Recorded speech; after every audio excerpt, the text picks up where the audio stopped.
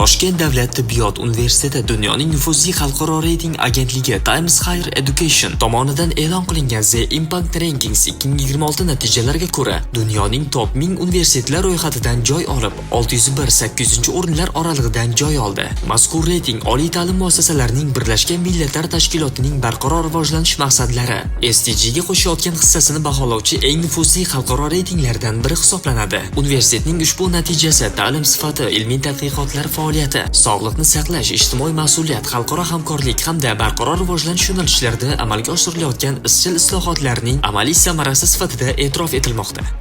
Bugun Toshkent davlat tibbiyot universiteti xalqaro reytinglar maydonida yuksak o'rinni egallagani bizani juda ham quvontiradi. Hurmatli prezidentimizni 149-qarorida qo'yilgan vazifalari bugunda Toshkent davlat tibbiyot universitetida amalga oshirildi. Toshkent davlat tibbiyot universiteti xalqaro reytingda 601-800 o'rinlarni egalladi. Bu biz uchun juda ham quvonarli holat. Chunki barcha professor o'qituvchilarimiz bu topshiriqni 30-yilgacha bajarishlari kerak edi, lekin shu topshiriqni biz bu kunda bajardik.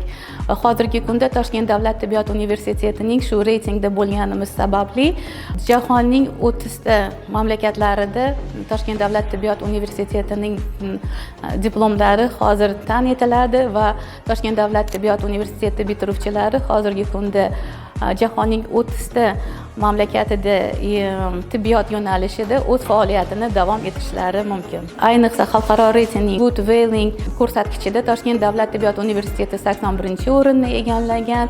Gender tengligi bo'yicha esa Toshkent davlat tibbiyot universiteti hozir 100-o'rinni egallagan. Hozirgi kunda xalqaro reytingga kirishda Toshkent davlat tibbiyot universitetining butun jamoasi ishlab, Scopus bazasidagi maqolalarni chop etib, xalqaro almashuvlarni, xalqaro memorandumlarda ishtirok etib, stajirovkalarga borib, yuqori mutaxassislik kadrlar, professor o'qituvchilarni Toshkent davlat tibbiyot universitetiga taklif etgan va albatta shu qilingan amalda oshirilgan ishlar Toshkent davlat tibbiyot universitetini xalqaro reytingiga kirishga yordam berdi. Mazkur yutuq universitetning xalqaro maydondagi nufuzini yanada mustahkamlash, ilm-fan va innovatsiyalarni rivojlantirish, zamonaviy tibbiy ta'limni yangi bosqichga olib chiqish hamda dunyoning yetakchi oliy ta'lim muassasalari bilan hamkorlikni kengaytirish yo'lidagi muhim qadamlardan biridir.